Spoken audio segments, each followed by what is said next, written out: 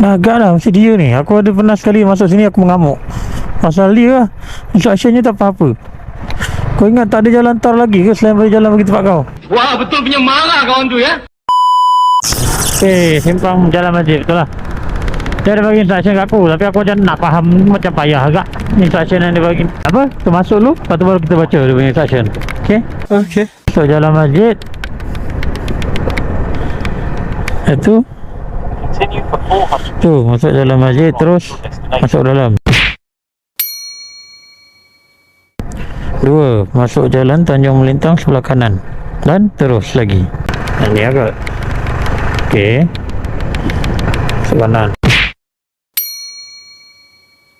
Terus lagi. Lepas tu yang ketiga. Selepas lalu kawasan Pokok Putah, masuk simpang kiri Jalan Baru Utara. Turun ke atas. Terima kasih. Itu je. Betul lah tu. Betul.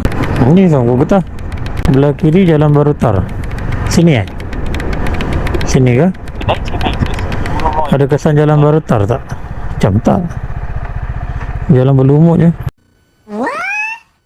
You have arrived. You have arrived. You have arrived in your destination. Turut.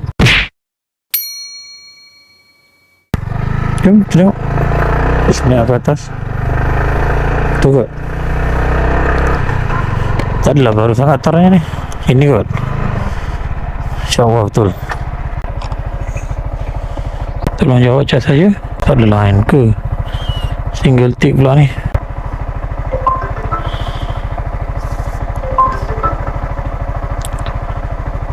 Hello, Assalamualaikum. Kak, rumah 2 tingkat ni Akak cuba tengok gambar saya hantar kat chat. Okey.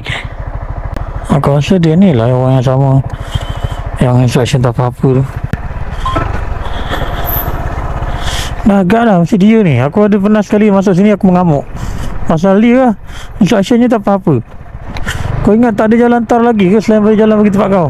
Wah, betul punya marah kawan tu ya. Lupa dah. Sekali je aku hantar dia sini.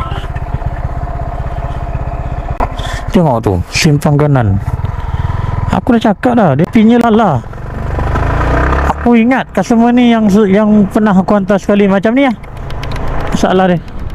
Dia pin salah, lepas tu instruction yang dia bagi pun tak apa-apa. Tak boleh kat macam ni. Akak kena cakap lah rumah purple. Lepas tu belok kanan. Memang aku pernah hantar dia ni. Salah ni masa aku hantar dulu pun. Lah dan getah kat sini aku punya ni lah, jauh ke dalam. Dia expect aku daripada luar tadi boleh nampak jalan getah ni. Akak ni dah 2 kali